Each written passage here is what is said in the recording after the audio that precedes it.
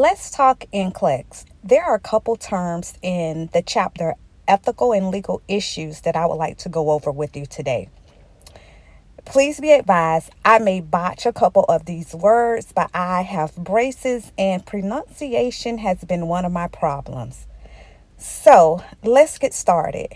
The terms are autonomy, beneficence, fidelity, justice, veracity, non-maleficence, and advocate. We will be going over each one of these terms, giving examples so we'll know what to look for on the exam if we're faced with one of these terms.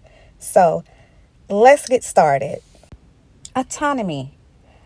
Autonomy has to do with the patient having control over their last and final days, allowing the patient wishes of their life to come true.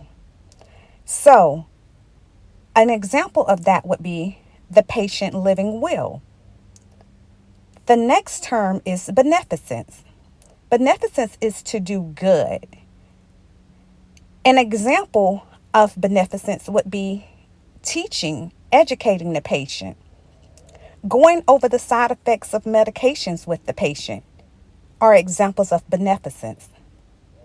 Fidelity, keeping your word, making sure you're doing exactly what you told the patient you would do. If you said you would return at 3 o'clock, make sure you're back with that patient at 3 o'clock. Justice. Justice is treating everyone equal. No patient is more important than the next patient. Veracity. Veracity is telling the truth. Don't be biased. Don't use your own judgment. Just speak the truth. The next term is non-maleficence, and that's asking for help when you need it. The goal is to not do harm. So if you're not experienced at drawing blood, don't attempt to do it on your own. Don't be too prideful that you can't ask for help. The next term is advocate. You are the patient mouthpiece. Speak up for them when they can't speak for themselves. The next term is torts. It's broken down into two sections: unintentional and intentional. Up under the term intentional is fraud, and that's the deliberate deceive someone. Like you con someone out of their money. The next term up under intentional is defamation. It's false communication, but defamation is also broken down into two sections as well.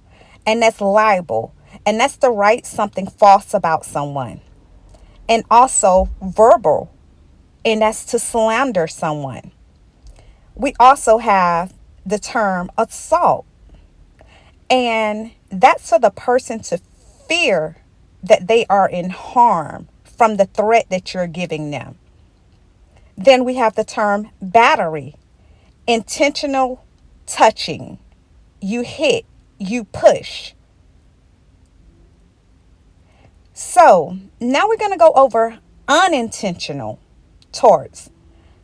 Unintentional torts are malpractice, which is the person could be liable to pay money back or even jail time.